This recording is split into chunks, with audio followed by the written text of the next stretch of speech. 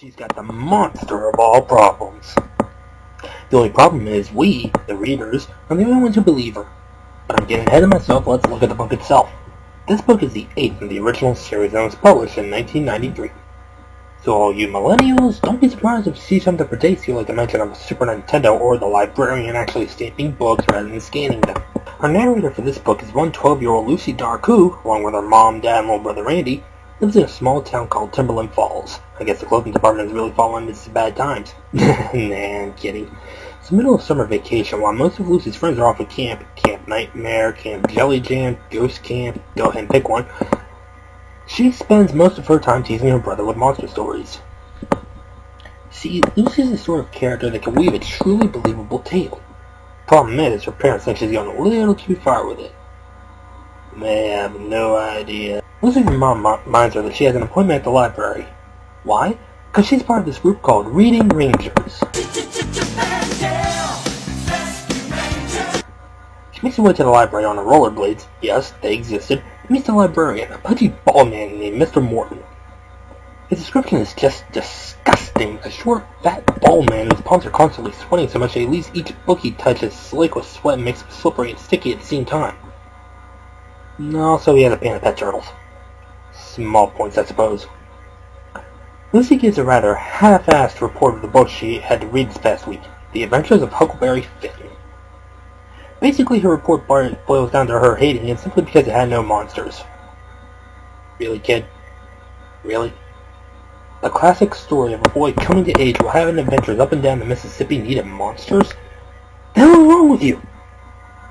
Well, she's happy with the next book she gets. Frankenstein. That better make you happy, Lucy. She leaves the library only to remember that she left her rollerblades in there. She gets back in to fetch him and catches Mr. Morton in the act of changing into a monstrous creature. Gotta admire Harold Stein's creativity. He could have made Mr. Morton a stereotypical monster, and while it may have some of his features like the big head and the big mouth, the description of this particular monster is pretty damn cool. I'll let you read the book to see for yourself.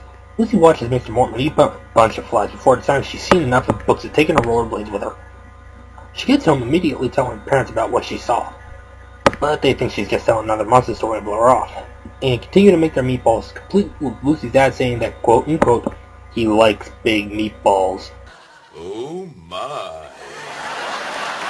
Lucy flips out because her parents don't believe her. She storms up to her room. The week goes by and Lucy puts off reading Frankenstein, once again given a half-assed report saying that the only good part of the story was the monster. Excuse me, but you do realize that doesn't mean written as a dare. Mary Shelley wrote the story as a warning about what happens when man fucks with science too much. Lucy takes this time to try to test Mr. Morton, trying to get him to slip up and reveal his secret, but he doesn't fall for it. So she takes her next book, Anne of Green Gables, lame, and pretends to leave.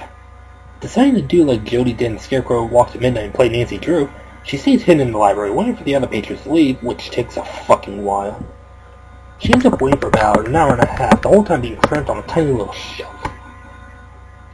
She finally gets her chance, only to get locked in the library along with Mr. Morton, which means more hiding. On the plus side, she gets to spy on the librarian a bit more. She watches him change and eats more flies, then he eats a turtle. Michelangelo, no! It's at this point where a question starts nagging me at the back of my mind. You see, why didn't you, I don't know, bring a camera? Camcorders existed in 1993. Sure, they were expensive as hell, but they were still around. And even if you don't have a camcorder, it's called a Kodak. Take pictures, get proof. People will believe you. Well, Lucy decides it's time to leave. She bolts, and as she's running down the street, she bumps into her friend Aaron. Now, I forgot to mention Aaron earlier, but can you blame me? Sure, he's in this story, but he doesn't play that big of a role. She tries to tell him what she saw, but he doesn't believe her. That's the running theme of this story if you haven't figured it out yet. In essence, this is a retelling of the classic story, The Boy Who Cried Wolf. Lucy finally makes her way home, only to find her parents have gone on grocery shopping and left Randy in charge of the house. What? In 1993, it wasn't that uncommon to leave your kids at home alone while you went out for a couple of hours. It wasn't as dangerous back then as it is now. Lucy heads upstairs to her room where she sees that Randy has put a paper-mache ball of yarn on her bed as a way to get back at her for constantly scaring him. And it actually works. You karma, bitch. There's a knock at the door. It's Mr. Morton. In what is admittedly a pretty tense scene, Mr. Mortman has stopped by to give Lucy back her backpack, which she left in the library. I say it's a tense moment because, like Lucy, we, the readers, aren't sure if Mr. Mortman knows that Lucy's been spying on him. If he does, he could pounce and attack her at any minute. He leaves just as Lucy's parents arrive. I don't know why she continues to tell her parents what she saw, knowing that they won't believe her. Her mother actually tells Lucy she's just being stupid and lazy. Mother of the Year, everybody! And it's at this point where Lucy finally realizes that no one will believe her until she gets some sort of proof. Well, her next plan is to get Aaron to join her, thinking that since he doesn't spend so much time telling monster stories, her parents will have to believe him. How does she do this? Bribery. It's amazing what $5 could do back in 1993. But Aaron ends up bowing out due to a last-minute disappointment. What a dick. Fortunately, she has a backup plan. The Kodak her parents got her for her birthday. About damn time you remember you had that thing.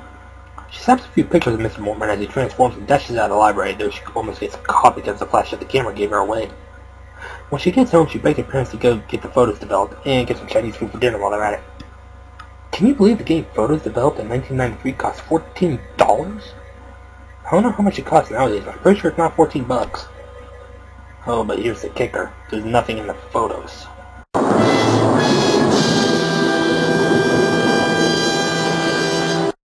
The next day, Lucy and Aaron, complete with braces, so he now sounds like Jimmy from Ed, Edd and Eddy, are staking out the library.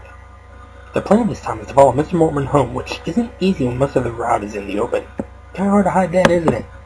Fortunately, they don't get spotted peeking into Mr. Mortman's house by standing on a nearby wheelbarrow. She sees Mr. Mortman change and eat one of his fish. Lucy gets ready to let Aaron take a look, but he's split. Fucking traitor. This means that he didn't get to see Mr. Mortman change. She gets caught by Mr. Mortman and makes up a lie that she was going to tell him that she couldn't make the Reading Rangers meeting tomorrow. But her mom forces her to go anyway, and this time Mr. Mortman reveals that he knew that Lucy was spying on him the entire time. Well, Paul is an intense chase through the library, but Mr. Mortman gets distracted when Lucy knocks over the card catalog card. What is a card catalog, some of you youngsters may be asking? Well, back in the day before libraries had digital databases, they had to sort their books by author in alphabetical order for fiction books, or by author and subject for non-fiction books. It was the only way for librarians to keep track of what books were still on the shelves and what books were currently out. Since Mr. Mortman is still a librarian, he takes the time to clean up and sort the card catalog, which gives Lucy the chance she needs to escape. As she runs out of the library, she meets up with Aaron, who reveals he had seen the whole thing through the window. As Lucy expected her parents to believe Aaron, they invite Mr. Mortman over for dinner the next night, much to Lucy's dismay. Mr. Mortman arrives for dinner the next night, and I'm going to give you guys a moment to guess exactly what is for dinner.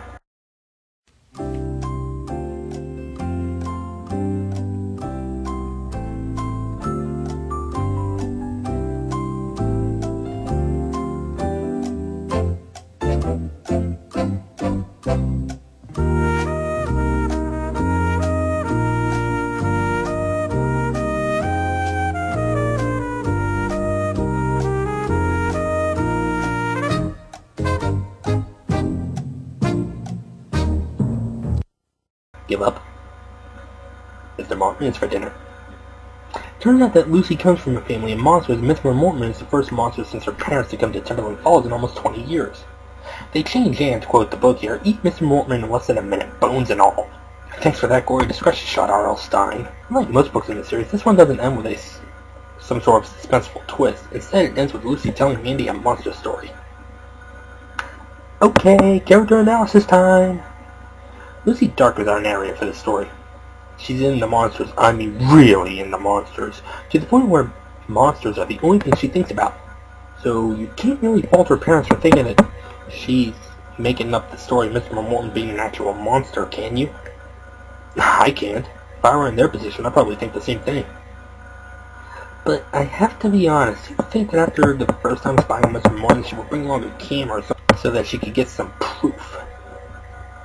But it never occurs to her until Aaron leaves for his last-minute dentist appointment. But you've got to admire her persistence, though, pressing on even though she knows nobody believes her. If I were her, though, I'd stop going back to that library after seeing Mr. Mortman transform for the first time, or at least I'd stop spying on him. So, unlike Jody and Sue, she doesn't have a whole lot going on in the common sense category. Nothing to say about Randy, he just exists for Lucy to torment. Moving on, not a whole lot to say about her parents either, except that they exist to both not believe Lucy, but also to reveal that Lucy and her family are monsters hiding in plain sight in Timberland Falls. Oh, and the reason they kill and eat Mr. Mortman? is to keep the monster population down to prevent the town from erupting into fear and panic, chasing them out of town, or worse. Next! Aaron, Lucy's best friend, one of the few who didn't go off to one of the many camps that R.L. Stine has written about. What is there to say about him except that he exists? Well, okay, he's the one who finally convinces Lucy's parents Mr. Mortman is indeed a monster. And if the TV adaptation is anything to believe, he's the token black kid. Finally, there's the monster of the story, Mr. Mortman. Fat, disgusting, and he eats turtles. If the cover is to be believed, then he's also just fucking demented. Seriously, the guy eats flies, turtles, fish, and snails. Ugh. Being a monster comes back to bite him at the end when Lucy's parents eat him to keep the monster population down to just them. So that was The Girl Who Cried Monster. It's not one of the better books in the series, but it is enjoyable and for the right reasons. But if you don't want to see spying on a doughy old man, you're better off skipping this one. But the next one we'll look at, Return of the Mummy, well, we'll see.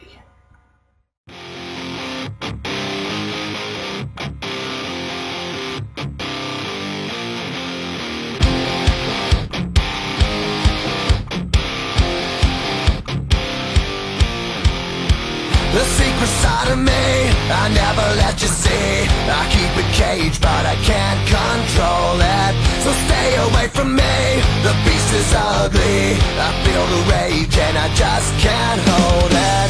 It's scratching on the walls, in the closet, in the halls. It comes awake and I can't control it. Hiding under the bed, in my body, in my head. Why won't somebody come and save me from this? Make it end. I feel it deep within, it's just beneath the skin. I must confess that I feel like a monster. I hate what I've become, the nightmare's just begun. I must confess that I feel like a monster. I feel like a monster. I feel like a monster.